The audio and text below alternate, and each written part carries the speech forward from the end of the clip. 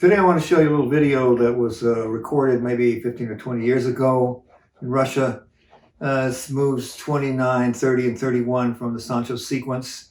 It's very short, but it contains some extremely interesting and very subtle things and kind of important things, actually.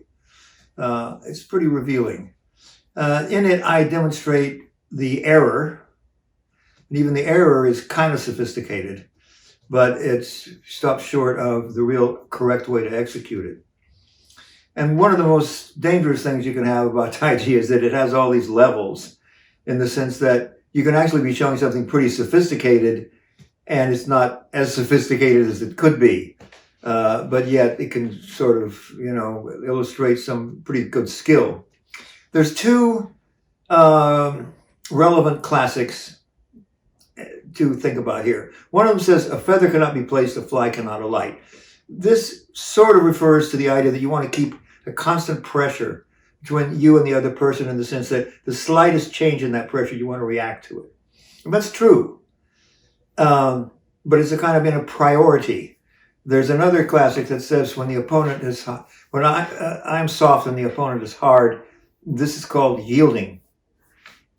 Now, some people might think, well, isn't yielding the same thing as keeping the pressure the same? And when you're moving slowly, it is, really, it can be the same.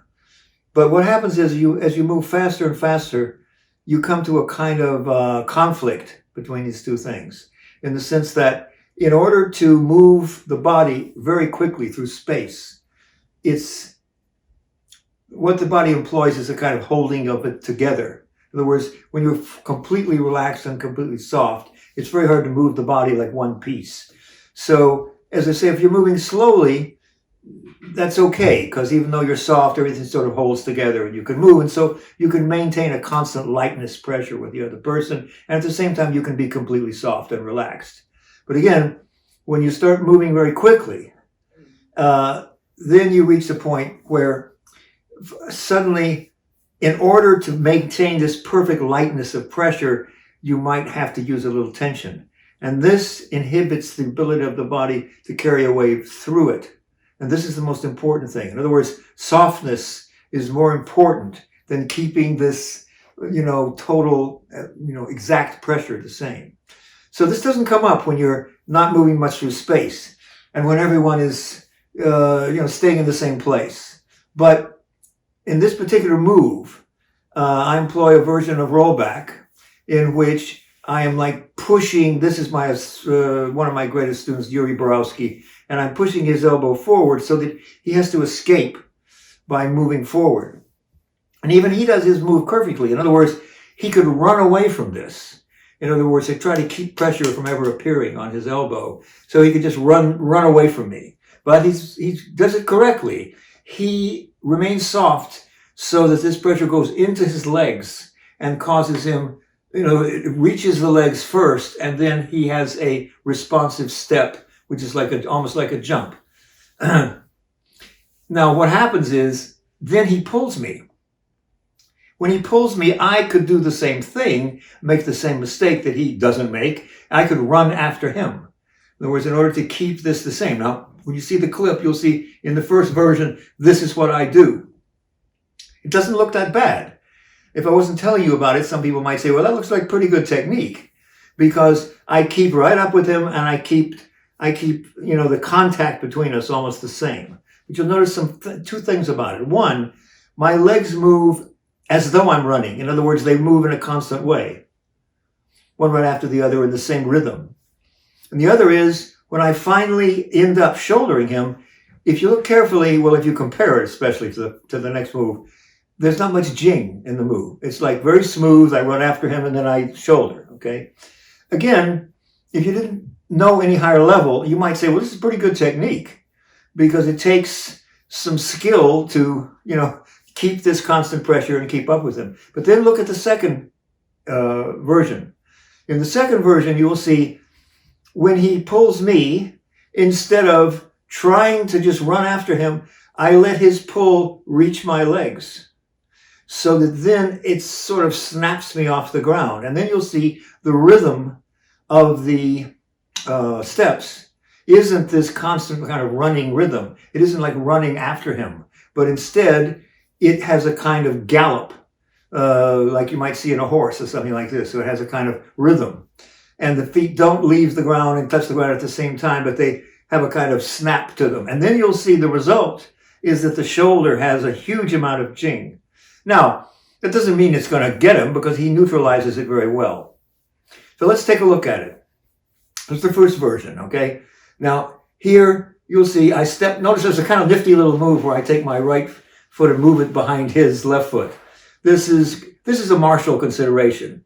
It has nothing to do with theory or anything like that, or the civil aspect. It's just a understanding that if I leave my foot in front of him, he might kick it backwards or something like this. So this is just savvy martial thing. I just slip behind him, and then I push him out. Now, this is a rollback, but there's a million different versions of rollback.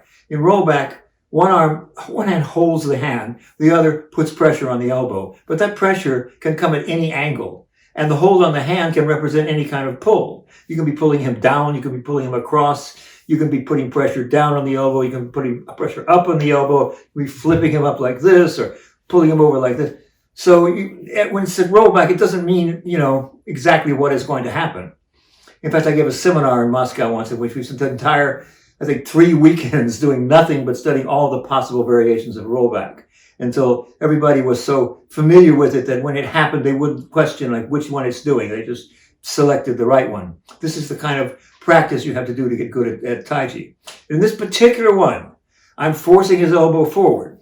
Now, in the first one, you'll see I sort of run after him. I kind of a smile on my face, because I realize I'm demonstrating something that's an error. But at the same time, it's pretty slick looking. I just run after him and then shoulder. Again, but you can see there's not much jing there. It's just a smooth shoulder. Then look at the correct one. In this one, I'm careful to keep the body soft. I will not allow it to become this kind of more rigid thing which can move through space very fast. But instead, when he pulls me, I let it actually reach the legs. So there's this little delay. Instead of us moving like this, we move like this. And this, it preserves more kind of like the thing you really want in Taijiquan. You want this constant feeling that energy is moving through the bodies and back. When this happens, you really have jing exchanged. And this is the real highest level, you might say, of interaction, in which you don't just exchange movement like in your dancing school, but you exchange jing. Real power goes into the other person. That power is received and returned, and then it exchanges back. So when you can keep going, this real energy going back and forth, this is called the exchange of jing. And it's really pretty high level stuff. And this particular clip is nice because it really shows it in the second version. So here you can see he pulls me, but I allow myself to become soft. You can see I get a little stretched out. It reaches the legs, and then the legs pick up in this very quick kind of galloping move. And I sort of gallop into him, and then you see the shoulder really has power when it comes down. Now he neutralizes it correctly and turns it into his correct return, which is a push. In this particular version, I take the push on a double-weighted way, so that instead of the most sophisticated version here, I'm double-weighted, so you can see it causes both of my feet to leave the ground at the same time and come down. And this is what I call a classical discharge. Now, in the actual highest execution, I would receive the discharge, but I wouldn't let it affect both feet at the same time. It would affect one after the other. So I would be able to make a step, and then I would come back with the next move, which is box the ears. But here, as I say, just to sort of finalize it so you can see it, there's a double-weighted discharge on my part. So again, let's look at it again. First version, here's the error. Again, the error doesn't look that bad, but it shows this level of kind of like running after him, right?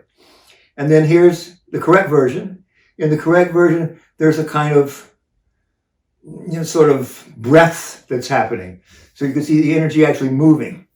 And here I come in, and he neutralizes, the shoulder, and then returns it to me. And you get this kind of double-weighted discharge. It's a very beautiful example of error, but a very high level error.